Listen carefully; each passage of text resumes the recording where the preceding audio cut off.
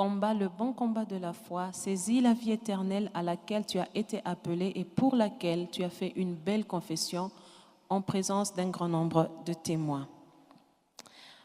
Ceci est l'exhortation que l'apôtre Paul fait à Timothée. Et pour l'apôtre Paul, ce qui est plus important, c'est de savoir discerner le combat de la foi, le bon combat que nous devons mener. Donc, lorsqu'on parle du combat de la foi, on peut aussi dire qu'il y a un autre combat qui n'est pas le combat de la foi, qui est le combat de la chair. Le combat de la chair ou le combat des œuvres humaines. Dans Timothée, 2 Timothée 4, 7, l'apôtre Paul comprend déjà ou il pressent déjà qu'il devrait déjà partir. Il voit déjà qu'il devait aller au ciel et que sa fin était proche. Alors il dit, j'ai combattu le bon combat. J'ai combattu le bon combat. Lui-même, il est sûr d'avoir combattu le bon combat parce qu'il sait ce par quoi il est passé. Il dit, j'ai combattu le bon combat, j'ai achevé la course, j'ai gardé la foi. J'ai gardé la foi. Désormais, la couronne de justice m'est réservée. Le Seigneur, le juste juge, me la donnera dans ce jour. Et non seulement à moi, mais aussi à tous ceux qui auront aimé son avènement.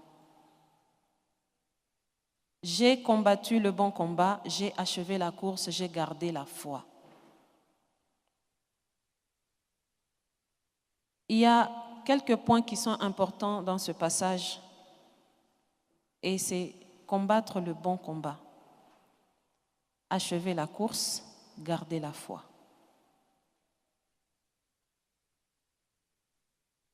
Achever la course, garder la foi. Donc, notons que le bon combat de la foi, se situe au niveau même de la foi.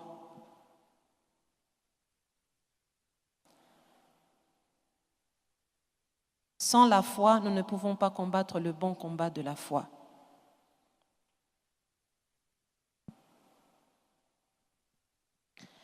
Le premier verset que nous avons lu dans 1 Timothée 6, 12 dit « Combat le bon combat de la foi, saisis la vie éternelle ». C'est comme si tu devrais saisir. La vie éternelle, on dit qu'elle nous est donnée, n'est-ce pas?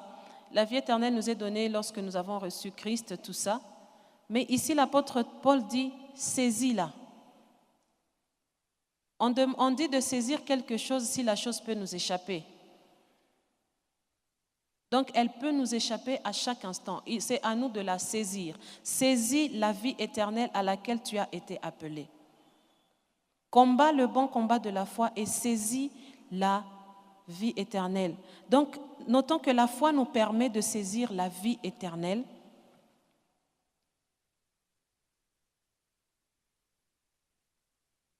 La foi nous permet de saisir la vie éternelle à laquelle nous sommes appelés. Dieu nous appelle à la vie éternelle et c'est la foi qui nous permet de la saisir. Rappelons-nous que nous sommes en train de parler du combat spirituel et tout ce que le diable veut, c'est que cette vie éternelle nous échappe afin que nous puissions passer la mort éternelle avec lui. C'est tout ce qu'il veut. Il ne veut pas être le seul à aller en enfer ou à brûler dans la géhenne. Il veut le plus grand nombre. Même si on est sauvé, ça ne garantit pas qu'on ne peut pas perdre notre salut. Il fait tout pour qu'on puisse perdre notre salut, que cette vie-là nous échappe, qu'elle nous échappe. Donc à nous de la saisir. Ce n'est pas Dieu qui va saisir ça pour nous, c'est à nous, en combattant le bon combat de la foi. Et comment est-ce que nous arrivons à combattre, comment est-ce que le bon combat de la foi se manifeste? La foi vient de ce qu'on entend, de la parole de Dieu. Mais il ne suffit pas juste d'entendre et de rester là. Le vrai combat de la foi se manifeste aussi après avoir entendu la parole, après avoir entendu la parole de Dieu et médité dessus. Elle se manifeste en confession. C'est comme le salut. On entend la parole de Dieu, on nous parle de Jésus. Tant qu'on n'a pas confessé, c'est pour ça tous ceux qui sont nés de nouveau ont dit, tu confesses, tu crois du cœur et tu confesses de la bouche. N'est-ce pas? Donc la foi se manifeste, le bon combat se manifeste au travers des confessions et des proclamations. Tu proclames tout haut la parole de Dieu. Qu'est-ce que Dieu a dit de toi? Tu te retrouves devant une adversité, un problème qui veut que tu puisses penser perdre ta foi. Confesse ce que Dieu a dit. La vérité peut être réalité, mais la réalité n'est pas toujours la vérité. Donc, face à la réalité qui est contraire à la vérité, confesse, combat le bon combat de la foi, confesse la vérité, confesse la parole, proclame la vérité. Amen. Et cette vie-là, le bon combat de la foi, ce n'est pas un combat, dire qu'on se bat aujourd'hui, c'est momentané. C'est une question, le fait de proclamer la parole, de la confesser à chaque fois, c'est une question de toute une vie. Ça doit se manifester tout le long de la vie jusqu'au dernier jour, jusqu'au jour de ta mort. Tu dois combattre le bon combat jusqu'à la fin, tenir ferme. Alors, rappelons-nous une dernière chose de l'apôtre Paul. Il dit « J'ai achevé la course ». Je ne me suis pas arrêtée en chemin. J'ai achevé la course, j'ai gardé la foi. Je ne l'ai pas perdue. J'ai gardé la foi. Et parce que j'ai gardé la foi et que j'ai achevé ma course, la couronne de justice m'est réservée. Seulement parce que j'ai gardé ma foi et j'ai achevé ma course, alors la couronne de justice m'est réservée. Et c'est pareil pour tous ceux qui auront aimé le règne de justice de Jésus ou son avènement. Alors, lisons Hébreux 12, verset 1, deuxième partie, et 2. Il est dit, courons avec persévérance dans la carrière qui nous est ouverte. Courons avec persévérance dans la carrière qui nous est ouverte, en ayant les regards sur Jésus, qui suscite la foi et l'amène à la perfection. En échange de la joie qui lui a été réservée, il a souffert sur la croix, méprisé l'ignominie et s'est assis à la droite de Dieu. Courons avec persévérance.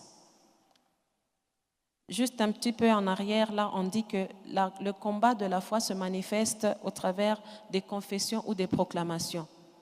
On a parlé de la louange et de l'adoration. Nous sommes en train d'étudier, de parler de la louange et de l'adoration, deuxième cours.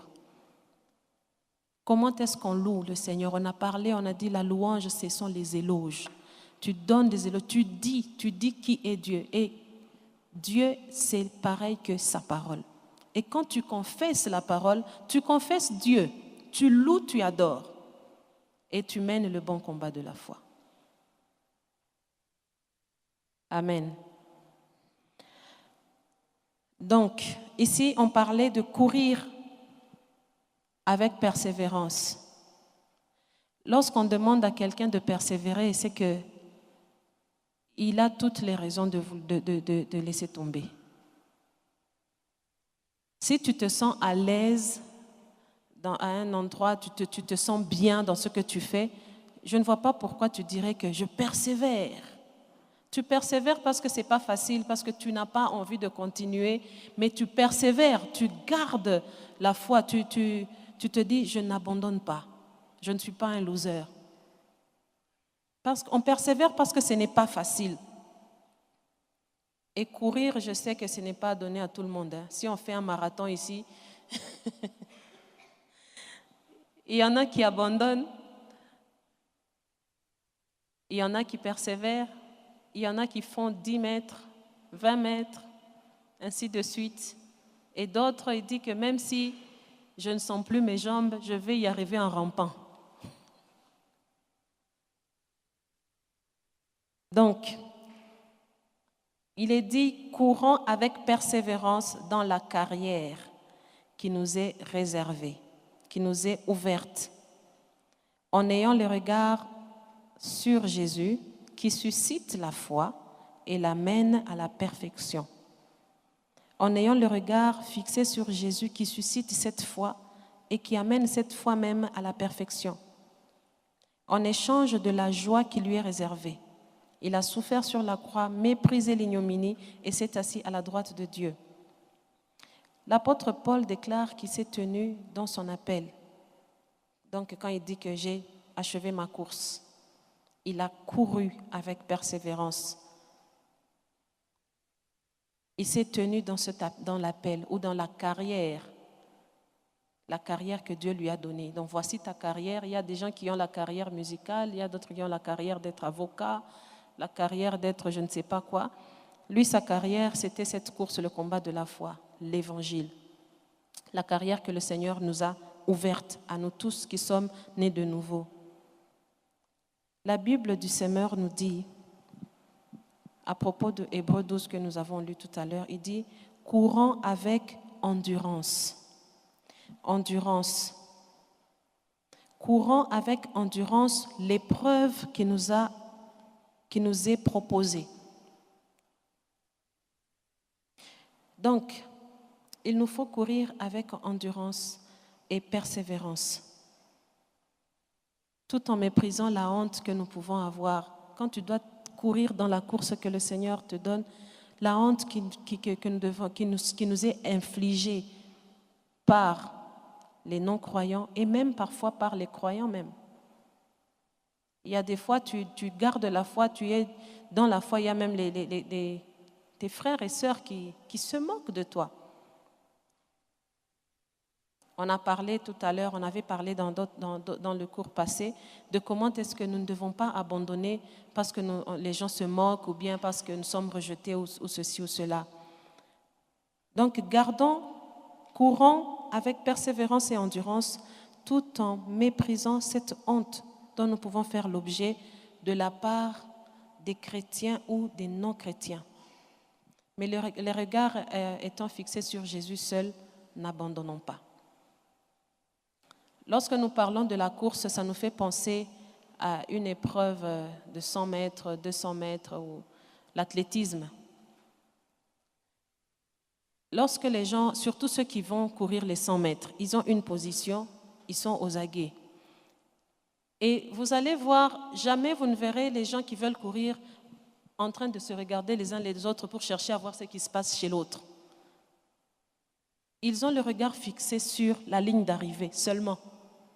Ils ne regardent ni le public, ni le concurrent qui est juste à côté. Ils ne se soucient pas de s'il est performant ou pas. Lui, son souci, c'est la ligne d'arrivée.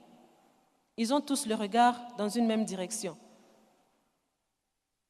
J'ai jamais vu en tout cas quelqu'un qui veut courir les 100 mètres et être là, distrait, en train de regarder comment il est positionné. C'est quoi ses chaussures d'abord? C'est quoi la marque de son maillot? Il n'est pas là. Lui, il a le regard fixé sur la ligne d'arrivée. Et c'est le gagnant à qui on donne la couronne de gloire. Usain Bolt, le meilleur du monde. Et ça, c'est dans le monde. Lorsqu'on court, il y aura toujours un. Les autres, on les ignore. Même si tu as mis tous tes efforts là-dedans, on ne parlera jamais de toi comme étant un champion. Seul celui qui est arrivé avant tout le monde. Mais c'est différent en ce qui concerne la vie spirituelle, notre course spirituelle, la course dont nous parlons ici. En ce qui concerne le spirituel, tous ceux qui vont achever la course, que tu sois premier, dernier, moyen, je ne sais pas, si tu achèves ta course, tu auras la couronne de gloire. N'est-ce pas merveilleux? Donc, dans le spirituel, tous ceux qui achèvent. À tous ceux qui achèvent la course, une couronne leur est réservée. Une couronne leur est réservée. On a commencé à parler du combat de la foi avec l'apôtre Paul, voyant comment il a achevé la course, mais il n'était pas toujours ainsi. Il n'en était pas toujours ainsi. Il fut un temps où l'apôtre Paul menait un tout autre combat qui n'était pas le combat de la foi, qui était purement charnel, un combat d'œuvre humaine. Rappelez-vous que avant qu'il ne naisse de nouveau, il avait un tout autre combat. Lisons d'abord Galates 1, 13 à 15.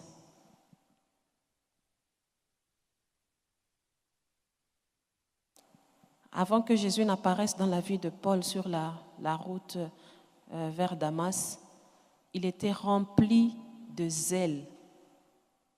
Il était plein de zèle pour persécuter l'Église. Vous avez su en effet quelle était autrefois ma conduite dans le judaïsme, comment je persécutais à outrance et ravageais l'Église de Dieu, et comment j'étais plus avancé dans le judaïsme que beaucoup de ceux de mon âge et de ma nation, étant animé d'un zèle excessif pour les traditions de mes pères. Mais lorsqu'il plut à celui qui m'avait mis à part dès le sein de ma mère et qui m'a appelé par sa grâce, on continue, de révéler en moi son Fils afin que je l'annonçasse parmi les païens, aussitôt je ne consulta ni la chair ni le sang. Donc ici, il veut dire qu'il a arrêté de consulter le combat, de mener le combat de la chair. Il a commencé, lorsque Jésus, le Père, a décidé de lui faire grâce et de lui révéler le Fils, il a décidé de mener le bon combat de la foi. Donc il était animé, il avait un zèle excessif pour les traditions de ses pères. Et la tradition de ses pères, ce n'était autre que la religion. Paul était un pharisien avant. Donc avant qu'il ne devienne Paul, il était Saul. Acte 7.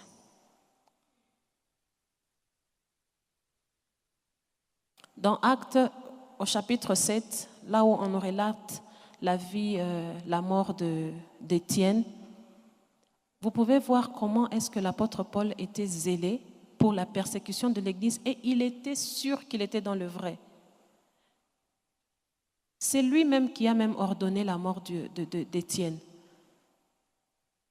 Parce qu'on a amené les vêtements, on a mis devant ses pieds, les vêtements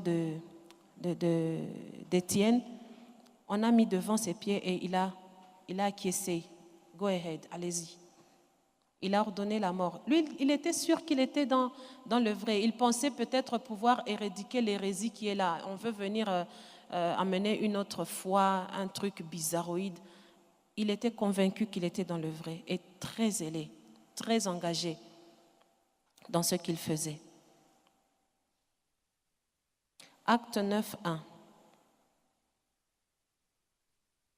Lorsqu'il va rencontrer le Seigneur sur Damas, il respire encore ce zèle, il respire encore la menace, il respire le meurtre des disciples de Christ. Il part, il va chercher les sacrificateurs, va chercher l'autorité des grands religieux pour qu'on lui donne la permission d'aller persécuter l'Église à Damas. Enfants, vieillards, femmes, hommes, peu importe. Si vous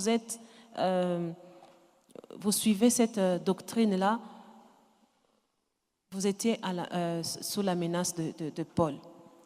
Et pendant qu'il y allait, il rencontre, nous connaissons toute cette histoire, il rencontre le Seigneur se révèle à lui.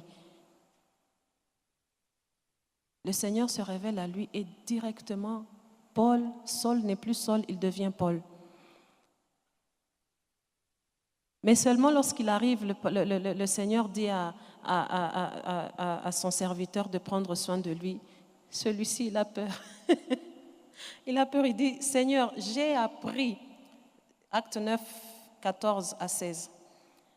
Il dit, Seigneur, j'ai appris de plusieurs personnes tous les maux que cet homme a fait. Tous les maux que cet homme a fait à tes saints, à ceux qui invoquent ton nom. J'ai appris ce qu'il a fait à Jérusalem. Et il est ici, doté des pouvoirs pour venir aussi persécuter ceux qui sont ici, encore une fois. Donc il a quand même, il ne sait pas si c'est vraiment Paul ou Saul. Mais le Seigneur lui a rendu témoignage parce qu'il a changé de camp. Une chose qui empêchait l'apôtre Paul de mener le bon combat de la foi pendant qu'il était religieux, au fait c'était ça, la religion. Lorsque nous dévions, nous devenons dans la religion, ça nous empêche de combattre le bon combat de la foi. La foi et la religion, ce n'est pas synonyme. Ce n'est pas du tout synonyme. On peut être chrétien religieux et combattre le combat de la chair plutôt que le combat de la foi. C'est pour ça qu'on verra un chrétien religieux voir une femme à la chair enseigner, sacrilège. Ça ne se fait pas. Comment une femme peut parler de la parole de Dieu? Un chrétien religieux, et ils combattent ça. Un chrétien religieux, il y a ces trucs qu'il ne peut pas admettre. Il ne peut pas admettre.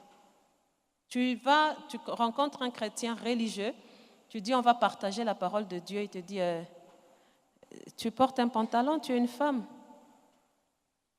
Directement, ça met comme une couverture sur tout ce que tu pouvais exhorter ou bien vous édifier dans la parole de Dieu. Il met directement l'effigie de la religion devant. Et ça peut l'empêcher de combattre le bon combat de la foi. Donc, quand l'apôtre Paul était religieux, il n'a même pas cherché à voir ce que la doctrine de Jésus enseignait, si ça allait ensemble avec la loi de Moïse, ce que Moïse enseignait. Est-ce qu'il n'y avait pas de similitude? Qu'est-ce qui cloche? Est-ce que c'est pareil? Il n'a même pas cherché à voir ça. Puisque c'était la religion, ces gens-là, il faut les éradiquer, il faut les tuer, il faut les empêcher de continuer. Et ça contribuait à, à aider le diable à détruire. Et aujourd'hui encore dans l'Église, on peut trouver ce genre de choses. Il y a des chrétiens à l'Église au service du diable. Je suis désolée de le dire. Dans l'Église, corps du Christ, il y a des chrétiens au service du diable et ils pensent être dans le vrai parce qu'ils sont en train de combattre d'autres combats qui n'est pas le combat de la foi. Donc tout combat que tu mènes, si ça ne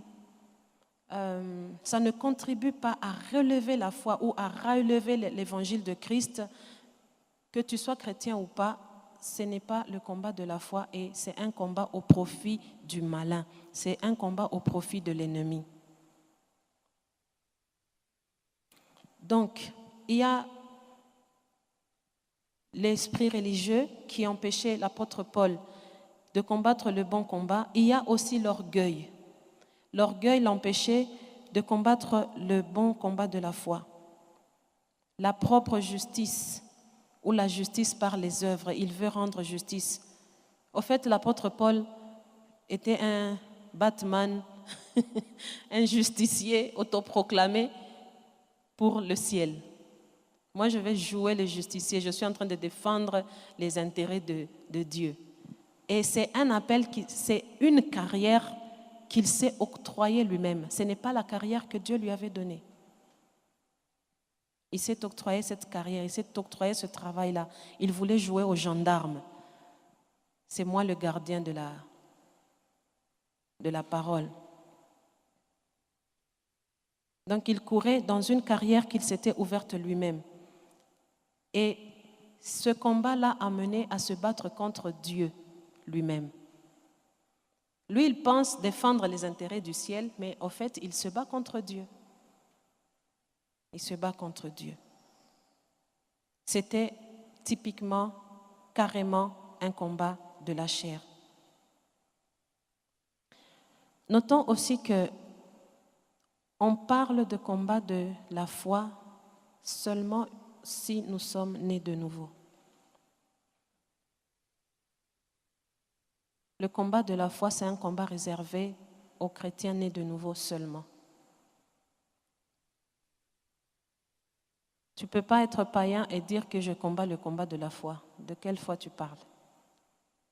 C'est un combat réservé à ceux qui sont nés de nouveau uniquement.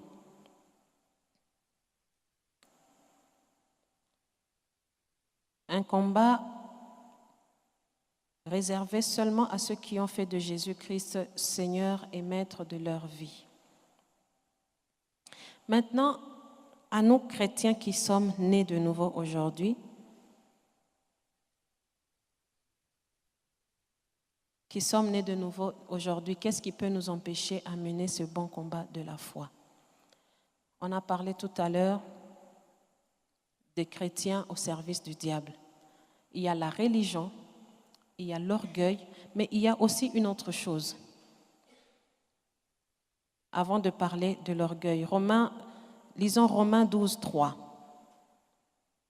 Romains 12, verset 3.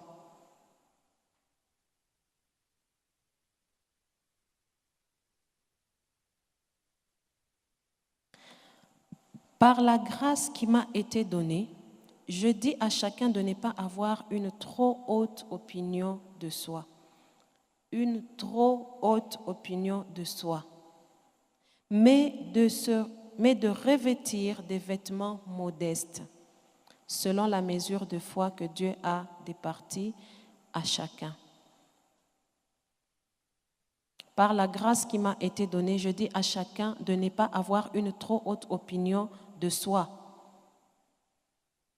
mais de revêtir des vêtements modestes. Retenons ici bien que l'apôtre Paul ne veut pas dire qu'il ne faut pas avoir une haute opinion de soi, mais une trop haute opinion. La parole de Dieu dit que nous sommes assis dans les lieux célestes, les lieux élevés à la droite du Père en Christ. Alors dire que je suis assis à la droite du Père et je veux me comporter comme étant un fils, un privilégié du royaume, c'est une haute opinion de soi et c'est vrai. Mais une trop haute opinion, c'est chercher à s'élever au-dessus ou au niveau même de Dieu lui-même. À arriver même au niveau d'avoir le culte de soi, le culte du moi. Une trop haute opinion de soi-même. Donc le problème n'est pas d'avoir une haute opinion, mais une trop haute opinion. Parce que Dieu nous a mis à un standard vraiment élevé, une position vraiment haute, au-dessus des anges. Il nous a mis en Christ. Si Dieu est la Trinité, Dieu le Père, Dieu le Fils, Dieu le Saint-Esprit, il faisait trois en un. Depuis l'adoption de l'homme, ils nous ont inclus dans la Trinité. Le Père et moi, nous sommes un. Donc il y a Dieu le Père, Dieu le Fils, Dieu le Saint-Esprit et moi. Je suis dans le Père est en moi. Vous voyez, c'est le fait de savoir cette position que Dieu nous a donnée, ce n'est pas mauvais. Mais avoir une trop haute opinion, c'est de voir comme si tu es... Et aussi, il faut qu'on se rappelle aussi que si nous avons cette position-là, c'est uniquement par grâce. Pas parce que nous l'avons mérité ou pas parce que nous sommes géniaux ou capables de quoi que ce soit. C'est uniquement par grâce. La trop haute opinion est la raison de la chute de Lucifer. La trop haute opinion. Lisons Ézéchiel 28.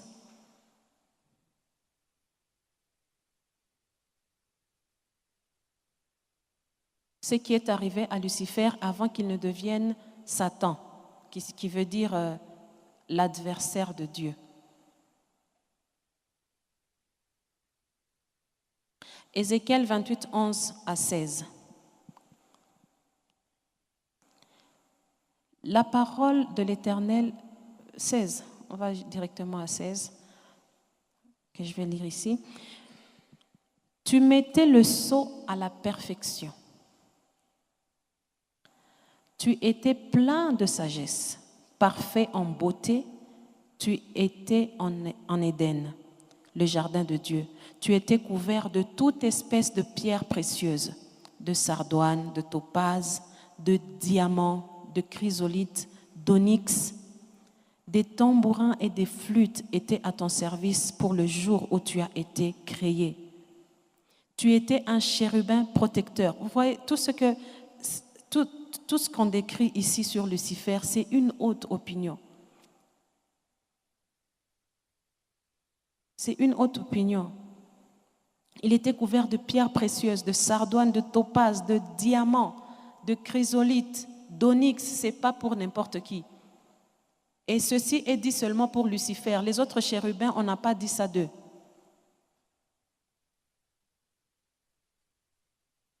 Les tambourins et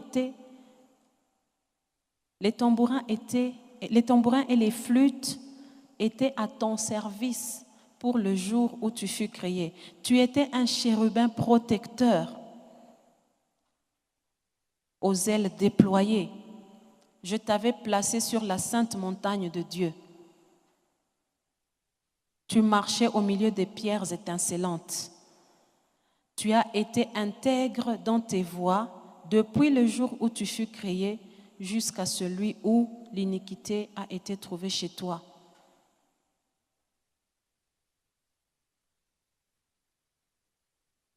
« 16. Par la grandeur de ton commerce, tu as été rempli de violence et tu as péché. Et tu as péché. Il a été intègre jusqu'au jour où son commerce est devenu trop grand. Son commerce, ça veut dire le moi. Il a été beaucoup trop grand. La plus haute estime qu'il voulait te donner, la trop haute estime qu'il s'est donnée à lui-même. Et il a été rempli de violence et il a péché. Ésaïe 14, 13. Ésaïe 14, 13 nous dit, tu dis dans ton cœur, je monterai au ciel, j'élèverai mon trône au-dessus des étoiles de Dieu, je siégerai sur la montagne de l'assemblée du septentrion, je monterai sur le sommet, je serai semblable au Très-Haut.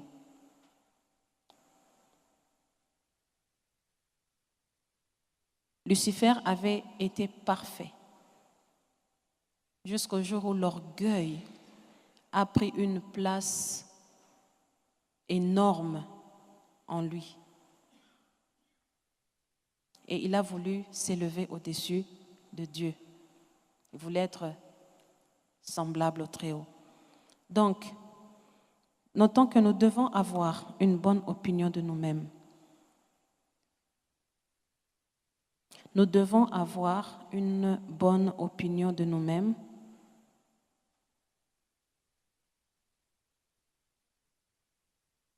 Une haute opinion de notre personne, de qui on est en Christ.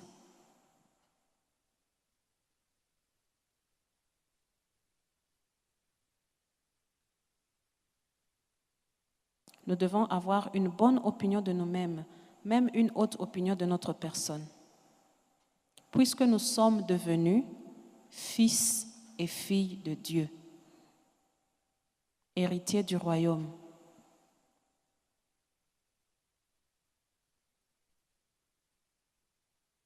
Et n'ai jamais oublié que cette position nous est accordée par grâce. Dire que je suis héritier de Christ, du royaume de Dieu, co-héritier avec Christ, et marcher la tête haute, dire que je ne suis pas n'importe qui, je suis l'enfant de Dieu, ce n'est pas de l'orgueil. C'est juste reconnaître ce qui est. Parce que c'est la position que le Seigneur nous a donnée. mais ne pas avoir une trop haute estime de soi, trop haute opinion de soi-même, au point où tu diras même, par exemple, si moi, je ne prêche pas, bon, je vais parler de moi, puisque je suis dans le groupe de louange, je pourrais dire, une trop haute opinion de moi-même pourrait dire, si moi, je ne dirige pas la louange, le Saint-Esprit ne va pas agir. Ça, c'est un exemple. Et il y a des gens qui sont convaincus de ça. Si je ne chante pas, il n'y aura pas d'onction, comme si c'est toi qui avais le contrôle de l'onction. Donc, une trop haute opinion de soi-même. Amen. Notons aussi qu'avoir des sentiments modestes envers soi-même, comme on a dit, revêtez-vous des sentiments modestes, avoir des sentiments modestes envers soi-même ne signifie pas se tenir à genoux toute la journée. Avoir des sentiments modestes envers soi-même ne signifie pas se tenir à genoux toute la journée, se revêtir d'un sac ou de se couvrir de la cendre en se frappant la poitrine, en se maltraitant et en disant « pauvre pécheur que je suis, prends pitié de moi ».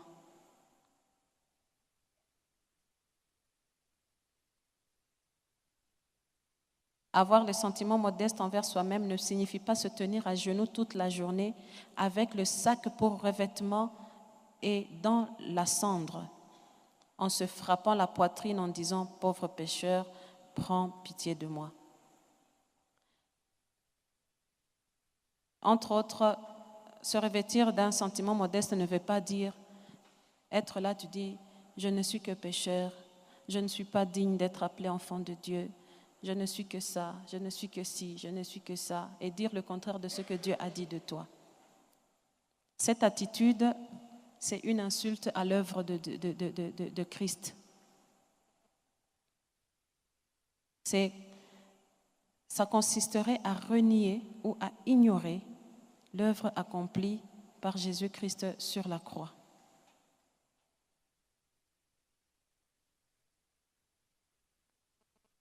Nous sommes nés de nouveau, même si ça arrive qu'on pêche, Dieu ne nous appelle pas pécheurs. Si Dieu lui-même ne nous appelle pas pécheurs, de quel droit devons-nous nous appeler nous-mêmes pécheurs? Dieu nous appelle justes, il dit que nous sommes justes. Aux yeux de Dieu, nous sommes des justes. Nous n'avons aucun droit de nous considérer ou de nous appeler nous-mêmes pécheurs. C'est ignorer ou renier ce que Christ a accompli à la croix. Nous devons juste entrer dans le tout est accompli. Lorsqu'il a dit tout est accompli, nous sommes là-dedans.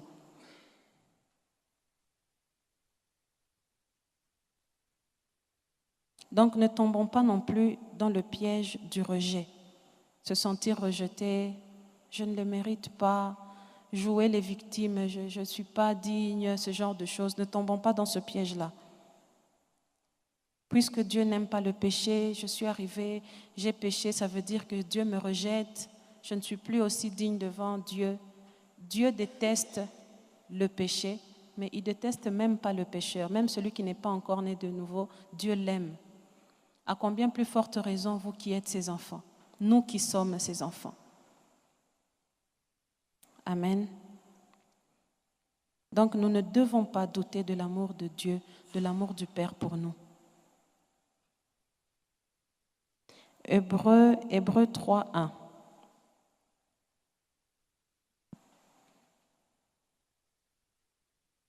Hébreux 3:1. C'est pourquoi, frères saints, qui avaient part à la vocation céleste, considérez l'apôtre et le souverain sacrificateur de la foi que nous professons, Jésus-Christ, qui a été fidèle à celui qui l'a établi. Donc, nous devons tout le temps considérer le Seigneur, les yeux fixés sur Jésus et nous menons le bon combat de la foi. Dans quelles circonstances, dans quel moment devons-nous mener les combats de la foi? Il y a plusieurs exemples qu'on pourrait donner. Nous sommes tout le temps appelés à affronter l'ennemi ou même notre chair parfois. Des circonstances qui viennent contre nous, des choses qui viennent et qui poussent à ce qu'on oublie la foi. Un bon combattant du combat de la foi, c'est quelqu'un qui ramène tout à la parole de Dieu. Tu ramènes tout, chaque situation, chaque épreuve à laquelle tu dois passer, toute chose qui vient contre toi, toutes les choses auxquelles tu dois faire face, il ramène toujours tout à la parole de Dieu.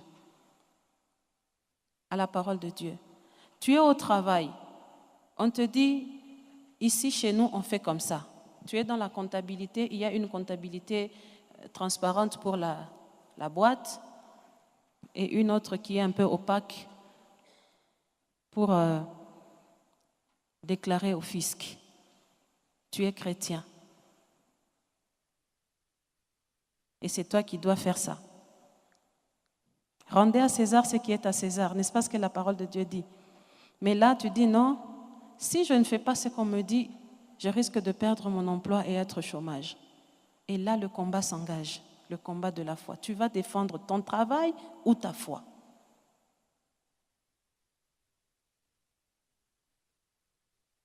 Qu'est-ce que tu vas défendre? Quitte à être au chômage, si tu défends ta foi. Ok, ici, je suis commerçant ou commerçante. Je dois faire rentrer des choses par-ci, par-là, ramener des marchandises ici. Mais l'Aubert nous taxe d'une façon à nous mettre un joug. Franchement, on ne gagne plus rien. Alors, qu'est-ce qu'il faut faire? On doit trafiquer les factures. Un exemple. On trafique, c'est un mensonge. Et la plupart, il y a beaucoup même de chrétiens qui font ça pour payer moins d'impôts, pour faire ceci, pour essayer de se couvrir de ci, de cela. Et on ne combat pas le bon combat de la foi face à ça. C'est comme si on n'a pas confiance en Dieu, que peu importe les impôts que nous devons payer à l'OBR, tout ça, Dieu est capable de nous donner de la moisson dans le désert. Dieu est capable de donner la moisson dans la sécheresse. Pendant que la sécheresse s'abattait sur Israël, il y a Isaac qui était là, tout le monde fouillait. L'Éternel lui a dit, reste là. Tout le monde fouillait parce que c'était la famine, ça n'allait pas, tout ça. Dieu lui a dit, reste là, cultive la terre et tu ne bouges pas. C'est pendant que tout le monde fouillait, que tout n'allait pas, tout le monde voyait la famine, tout ça, que le Seigneur a rendu prospère Isaac. Pendant les moments difficiles, les moments les plus durs, c'est là où le Seigneur a eu l'opportunité d'élever ses finances, de faire de lui quelqu'un de prospère jusqu'à ce que les voisins des villages à côté venaient s'approvisionner chez lui. Donc lorsque nous tombons dans ce genre de pièges et on ne voit même pas que c'est dangereux, nous ne combattons pas le bon combat de la foi. Nous faisons comme les autres. Nous sommes chrétiens. Une fois, ça m'est arrivé, je viens de Bukavu, de Goma plutôt, et il y a une dame qui m'a béni avec deux pagnes. Lorsque nous sommes dans le bus, il y a les gens qui me disent « les pagnes, ça ne passe pas. Il faut soit les porter ou tu les portes en dessous de tes vêtements. » Ou les cacher, je ne sais pas comment. Je dis, écoutez, moi je ne suis pas en train de faire commerce, c'est un cadeau qu'on m'a donné. Si on me dit de dédouaner un cadeau, ok. Mais je n'ai pas à aller être inconfortable juste pour tromper le fisc. J'avais mes 2 pagnes là, je ne les ai pas cachés, nous sommes arrivés à la frontière. On a fouillé les sacs de tout le monde sauf le mien. Le mien, on ne l'a pas fouillé, on a dit, ah, laisse passer. Je dis, ok, gloire à Dieu. Voilà, ce sont des petits trucs qui arrivent comme ça. Et les chrétiens, on tombe dans ces petits pièges. Ça, ce ne sont que quelques exemples que je vais donner, que je donne, et chacun peut réfléchir à la façon dont il combat le combat de la foi. Dans chaque situation auquel tu fais face chaque jour, comment est-ce que tu défends ta foi dans chaque chose? Alors, nous allons voir l'exemple de 2 personnes qui ont combattu un bon combat de la foi. Donc, nous allons parler ici dans l'histoire. Nous trouvons leur histoire dans la Bible. Nous parlons dans le livre d'Esther. Donc, vous allez comprendre par là que nous allons parler de Esther et Mardoché. Elle s'appelait Hadassa avant de devenir reine Esther.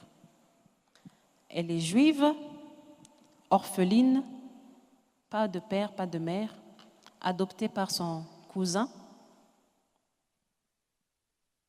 amenée en déportation dans un pays ennemi, la Perse qui est l'Iran aujourd'hui. Elle a été emmenée en captivité par ses ennemis, l'ennemi du peuple de Dieu, les Babyloniens. On les a amenés de Jérusalem à Suse en Perse. Mais Dieu ne l'a pas laissée seule. Elle n'était pas seule, quoique orpheline. Elle a mis un père sur sa route. C'était peut-être son cousin, mais il a été un père pour lui parce qu'il l'a adoptée et il veillait sur elle comme si c'était sa fille.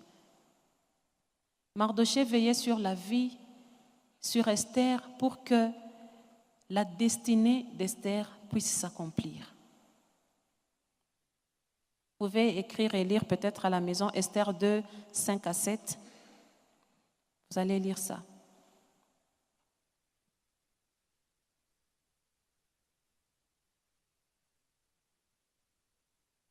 Ils étaient menés en déportation par les ennemis. Et lorsqu'on vous amène en déportation, ce n'est pas toujours avec de la sympathie ou de la gentillesse. Peut-être qu'ils étaient roués de coups, on les traitait comme des esclaves. Ils ont subi beaucoup de maltraitance, d'injustice, beaucoup de choses. Pourtant, ni l'un ni l'autre n'avaient un désir de vengeance. Que ce soit Mardoché, que ce soit Esther, ils n'avaient pas le désir de vengeance, ils n'avaient pas gardé de la rancune en eux, ni de l'amertume. Et ils n'ont même pas eu une prise pour l'offense dans leur cœur. Ils ont tout relâché. Ils ont tout pardonné. Ils se sont libérés, eux, et ont libéré même les ennemis dans leur cœur. Parce que le pardon, c'est une puissance qui libère non seulement celui qui t'a fait du mal, mais qui te libère toi aussi. Alors, un jour, la femme plutôt du roi Assyrus, elle se révolte, elle se comporte mal vis-à-vis de son mari et celui-ci la répudie. Après l'avoir répudiée, il y a les proches du roi qui lui disent « Non, écoute, il faut que tu trouves une autre femme parmi les jeunes filles d'ici. » Et du coup, Hadassa ou Esther se retrouve du lot.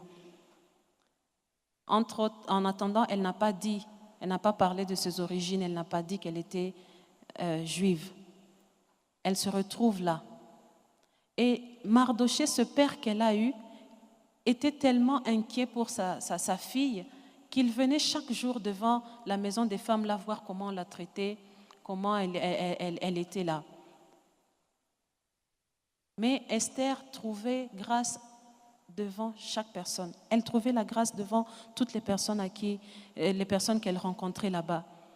Et au final, elle trouve même grâce auprès du roi lui-même qui fera d'elle sa reine.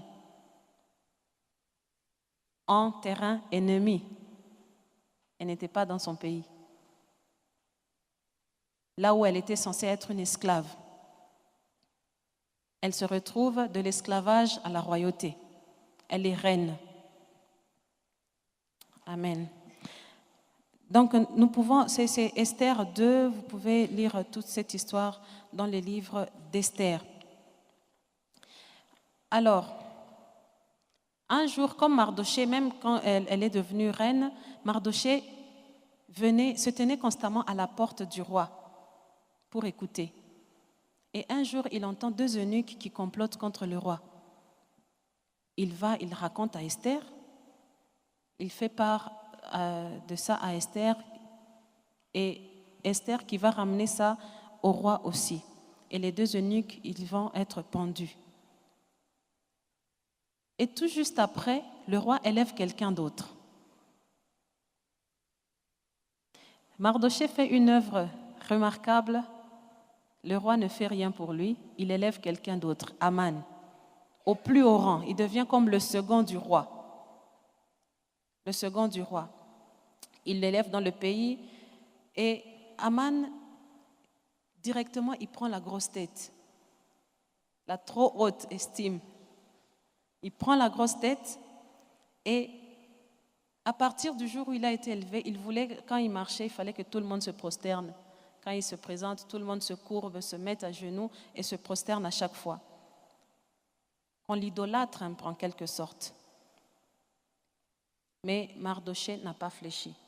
Et ça l'a énervé. Il se prend pour qui celui-là pour ne pas se prosterner devant le grand Aman que je suis. Ça l'a énervé. Ça l'a énervé au point où il a cherché non seulement à faire du mal à Aman, plutôt à Mardochée, mais à tous les Juifs. Il l'a magouillé, il a comploté pour avoir l'accord du roi pour que les Juifs soient tués.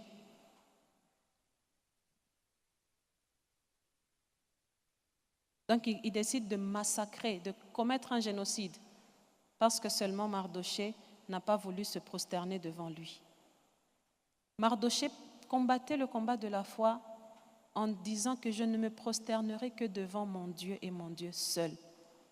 Il a refusé de se prosterner devant qui que ce soit. Là, nous parlons de Mardochée, mais il y a plusieurs exemples dans la Bible. Amen. Donc, Mardochée, plutôt Aman, continue avec son truc, il complote. Mardochée va voir Esther, mais Esther a peur aussi pour sa vie parce qu'elle ne pouvait pas aller se présenter devant le roi comme ça sans y être invitée. Les gens qui allaient se présenter devant le roi sans y être invités se faisaient tuer. Et elle ne voyait pas comment est-ce qu'elle pouvait y aller. Et c'est là que Mardochée lui rappelle sa destinée. Et si c'était pour des jours comme celui-là que le Seigneur t'a mis là où tu es? Et après, Esther dit, ok, tu vas convoquer les Juifs, tous les Juifs, vous allez jeûner 3 jours et 3 nuits, je ferai pareil aussi chez moi. Et peu importe la loi, peu importe ce qui va se passer, si je dois mourir, au moins je mourrai en train de défendre ma foi. Je vais me présenter devant le roi. En attendant que les autres jeunes, ils cherchent la face du Seigneur, Aman, lui, il dresse déjà il fait tout, il dresse le truc pour répondre Mardochée.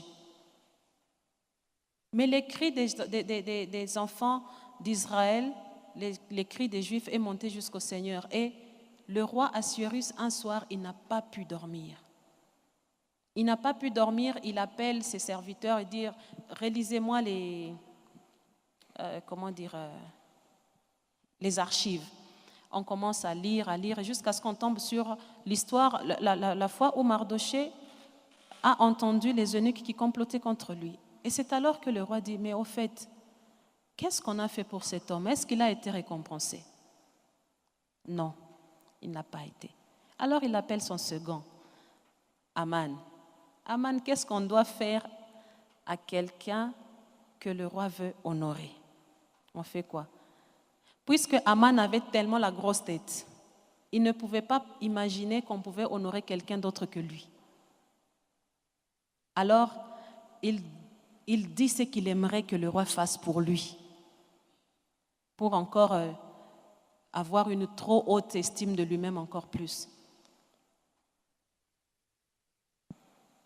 Il dit que tu dois prendre, le revêtir de tes vêtements, le mettre sur ton cheval et puis le faire marcher sur la place publique en criant « Voici ce que le roi fait à l'homme qu'on doit honorer ». Que c'est ce qu'il voulait qu'on fasse pour lui. Il avait tellement envie de se mettre sur le cheval du roi. Et puis le roi lui dit, voilà, c'est toi qui vas promener Mardochée de cette façon-là. Et sa colère était encore plus grande. Mais le combat de la foi de Esther et de Mardochée a continué. Esther est partie voir le roi et vous connaissez la suite. Non seulement Mardochée n'a pas été tué, mais c'est Aman qui a pris. Au fait, il a creusé sa propre tombe. Il a creusé sa propre tombe.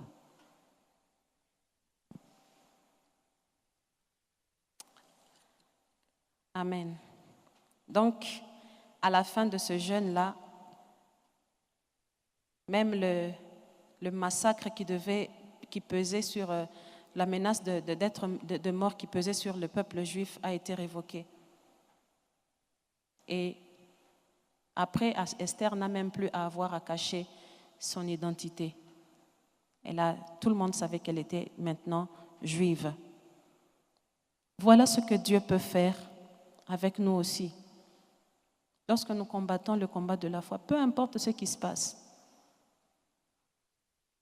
Peu importe ce qui se passe. C'est lui qui ouvre les portes que personne ne peut fermer. Quand il dit oui, qui dira non?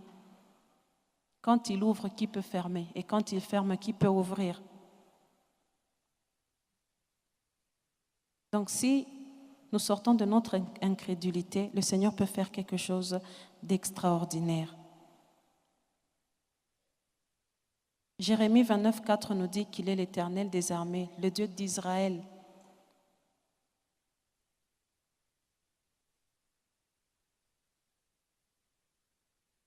Amen. Donc, combattons le bon combat de la foi. Peu importe ce à quoi nous devons faire face, nous devons tout ramener à la parole de Dieu. La foi vient de ce que nous entendons de la parole de Dieu. Et le Seigneur dit que mon juste vivra par la foi. Donc, par ce qui a été produit par la parole de Dieu, c'est ce qui te permettra de vivre. Amen. Prenons une pause de 5 minutes et nous nous retrouvons juste après.